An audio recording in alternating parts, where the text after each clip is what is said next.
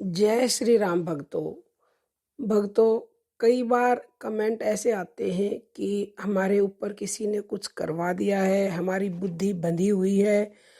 तो कौन से ऐसे संकेत हैं जिनसे पता चलता है कि आपकी बुद्धि बंधी हुई है?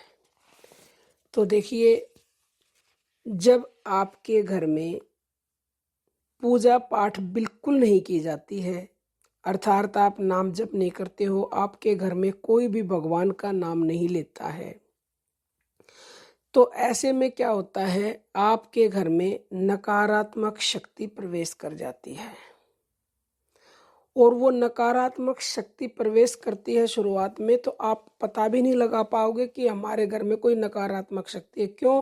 क्योंकि ऐसा नहीं है कि वो आपके घर में आई और आते ही उसने सब कुछ बर्बाद कर दिया। ऐसा नहीं करती वो धीरे धीरे करेगी। लेकिन शुरुआत में क्या करेगी कि वो आपके घर में रहती है और वो हर चीज़ का आनंद लेती है।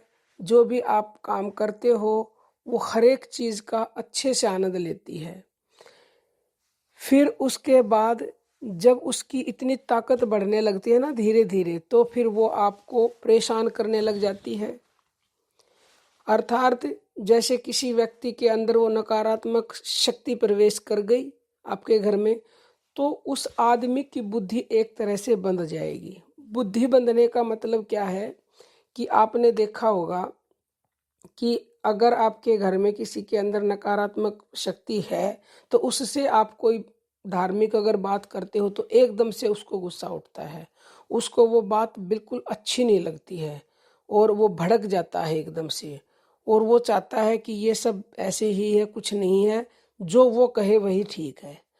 तो उसका मतलब ये है कि उसकी बुद्धि के ऊपर वो नकारात्मक शक्ति बैठी हुई है। वो नकारात्मक शक्ति ने उसकी बुद्धि बांध दी है एक तरह से।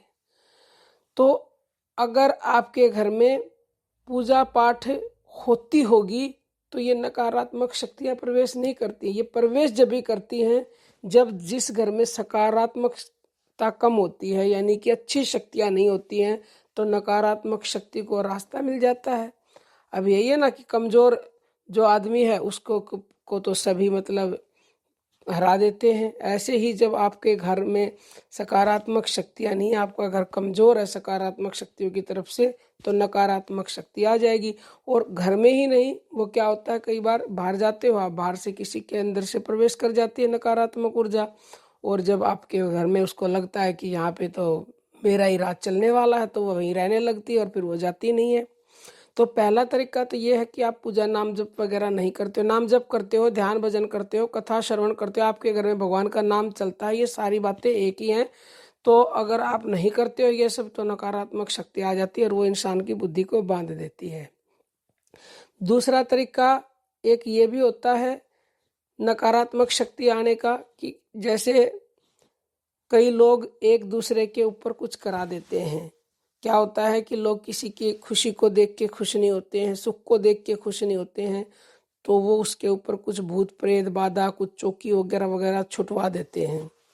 तो फिर क्या होता है, वो आपकी बुद्धि को बांध देती है शक्ति। बिल्कुल आप जो है कुछ भी ऐसा करना नहीं चाहोगे जो मतलब उस शक्ति के खिलाफ होता है। बुद्धि आपकी बंध जाती है। अगर आपको कोई कहे, मान लो आपके बुद्धि बंधी हुई है, नकारात्मक शक्ति है और बहुत भारी नकारात्मक शक्ति है आपके अंदर, तो अगर ऐसे व्यक्ति को आपने देखा होगा, कहा जाता है कि चलो आपको मंदिर लेके चलते हैं, तो वो मना करता है, वो मारने पीटने भी लग जाता है।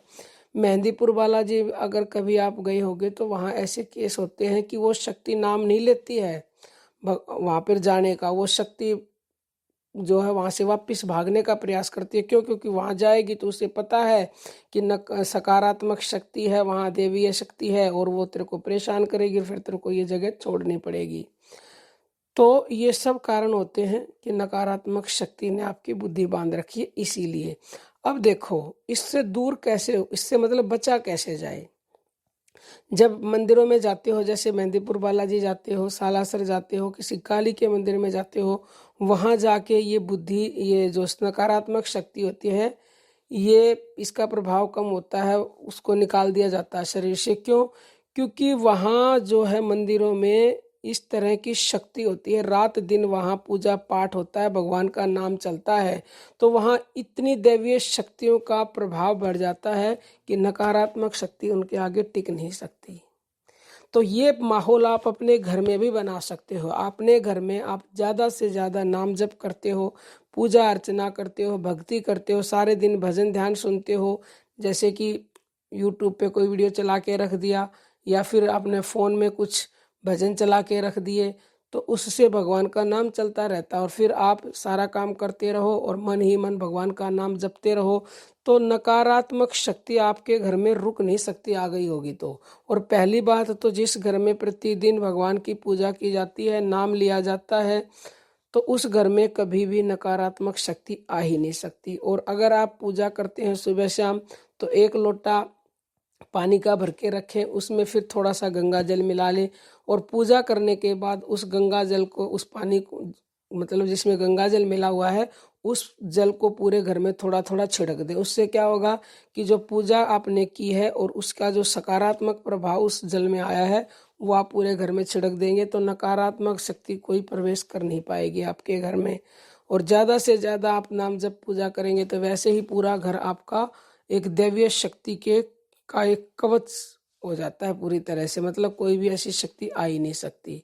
तो आप ये काम करें और अपनी अपनी बंधी हुई बुद्धि को खोलें, नकारात्मक शक्तियों को हटाएं, क्योंकि नकारात्मक शक्तियां हटेंगी, सकारात्मक शक्तियों से